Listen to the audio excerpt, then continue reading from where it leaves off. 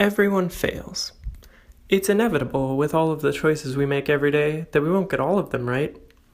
But sometimes a mistake will be so gut-wrenching and unbelievable in hindsight that it can hardly be said to have been made by you at all. Surely some doppelganger infiltrated your life for a day and made the mistake in your place.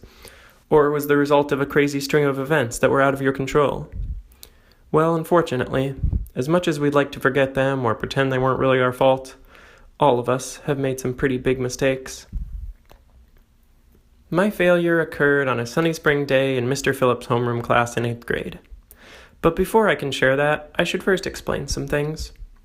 My parents were not particularly hateful people. They wouldn't attend anti-LGBT rallies or insult gay people they saw on the street. But they did possess a certain nagging dislike for non-heterosexual people.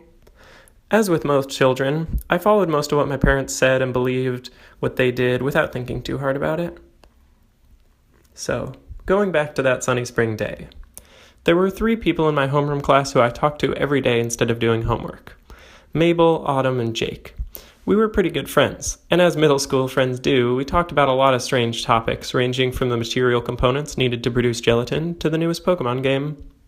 This day, however, was right around the height of calls for the nationwide legalization of gay marriage, and my friend Mabel brings up the topic for discussion. She seems very excited about the prospect of gay marriage being legalized. Autumn says she doesn't really care either way, but Jake and I both expressed hesitancy. I vomited forth a snippet of something I heard one of my parents say. Something along the lines of, "Well, I don't get why they have to make such a big deal about it.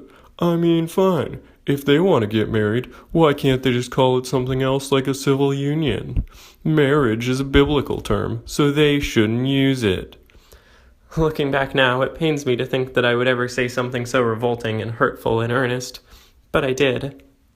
Jake agrees with me, saying he just doesn't think it should be such a big deal, and Autumn just reiterates that she really didn't care either way. Mabel, however, seems quite hurt. She defends gay marriage by trying to explain how it wouldn't negatively affect me, and would be very helpful to a lot of people, but I stand firm on what my parents told me. The next day, Mabel walks into the classroom with a printed-out article about LGBT rights, and why gay marriage should be legalized. It's only a few pages, but I still tell her that I won't read it because it's too long. I don't really care about how long it is, but I don't want to read it simply because I know that what I think about gay people is right. Because after all, how could my parents be wrong about anything?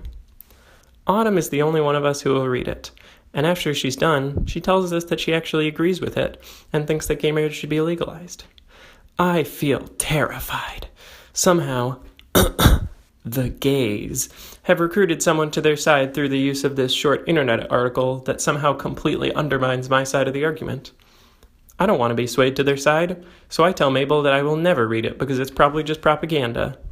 She tells me that I should really be more open-minded and at least look into it on my own, and I tell her that I will, but in a snooty way that makes it clear that I won't. Something along the lines of, "Oh sure, I'll read it sometime." Mabel didn't really say anything for the rest of class, and obviously felt really hurt. After that day, she never brought up LGBT issues in homeroom again, and I went on believing what I did for a few more years.